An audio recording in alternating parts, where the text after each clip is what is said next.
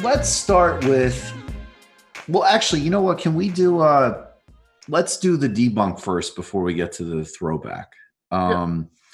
Because we'll do this short because the next two segments will maybe be a little bit longer. But we have a Steven Crowder tweet that we're all going to feast on a little bit. Ben, read it and break it down, brother. This is Cold Feet Steve. Yeah, so Cold Feet Crowder says, by the way, I cannot see Steven Crowder's name now without thinking about that video the Mooch did.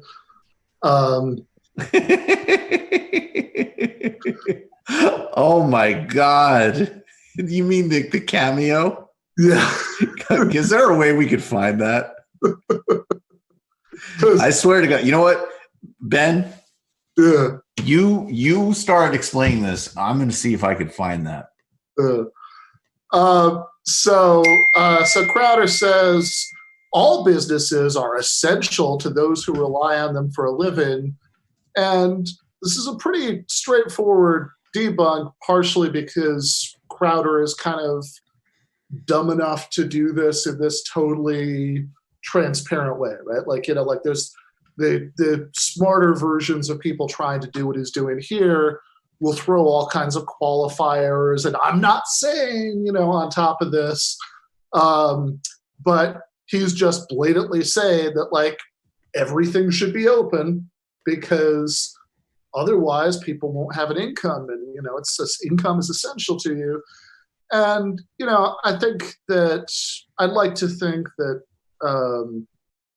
having spent a lot of time thinking about this stuff and teaching logic classes and all that, I have some, skill set that I can make myself useful sharing here. But honestly, if you don't get what's wrong with the inference here, there's something very wrong with you.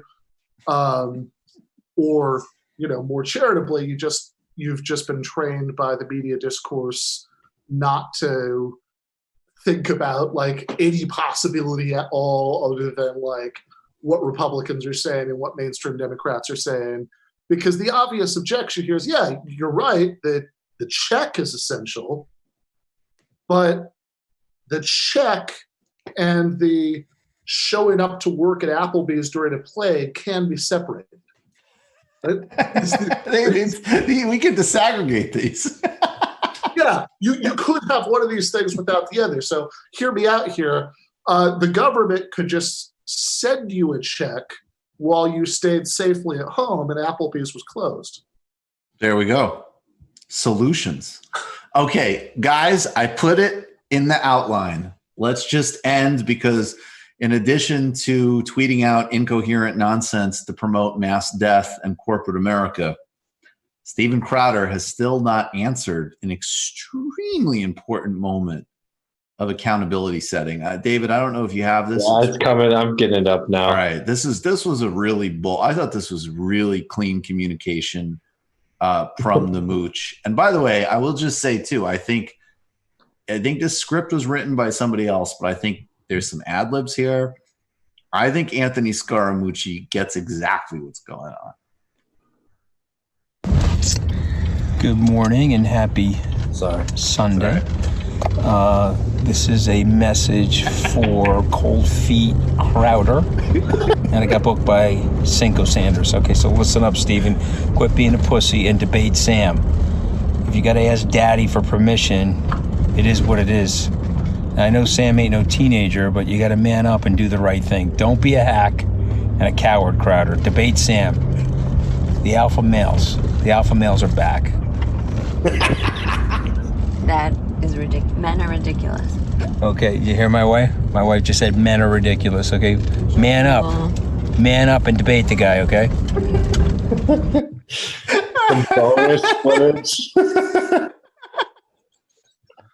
You know what's amazing is when that was happening, obviously, like I think Jesse Lee Peterson pulled his one down, all of this stuff, and a lot of them just didn't even, clearly had no idea what the hell was going on.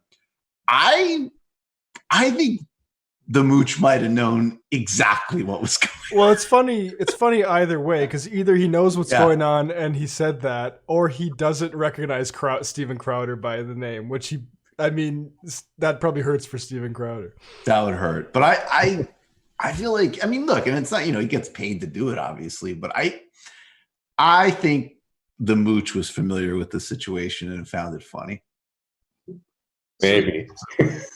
Dude, I just like the wife's reaction. The wife, it's so funny that this world life is perfect. Like she hears him saying like, debate him, the alpha males are back. And she has like the most like the reaction anybody would have. It's men are ridiculous. Just the way she pulls out the fucking hair. Men are ridiculous. And of course, like a man, that's like the best response in the world. Yeah, Scaramucci more into it then. Yeah. Maybe this cameo message is fucking awesome. My wife thought it was stupid. Oh my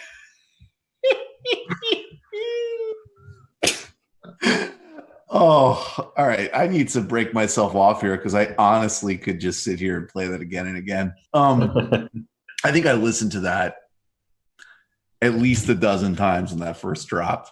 And of course, this all goes back to a great telephone conversation, which was publicly played, where a representative from Politicon said that probably Steve would not be ready to debate Sam Cedar because he was getting quote unquote cold feet. And his dad maybe thought, I mean, it wasn't the wisest move, which by the way, good management, Dad.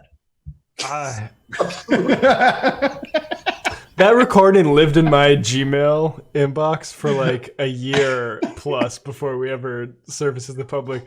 And periodically I would like have to search it and I'd be like, oh crap, did I lose the Crowder evidence? And like every 3 months I revisit it and it was funnier every time I listened to it.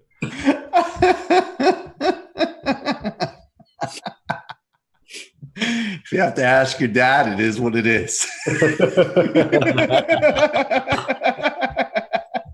there's some fantastic like mid-season Soprano subplot, like energy to like the smooch and his wife and their interaction. Well, it's like the Better Call Saul. It's like the Better Call Saul of Sopranos would be Scaramucci. That's it, dude. Dude, wow. You just nailed that. Dude, from long range, that is perfect. That's exactly what it is. It is Better Call Saul mashed through the Sopranos. That is Anthony Scaramucci. You just watched a Michael Brooks show video. Subscribe to get them all. Why wouldn't you? Don't be foolish. Click subscribe below and become a patron as well. Patreon.com/TMBS. Thanks, everybody.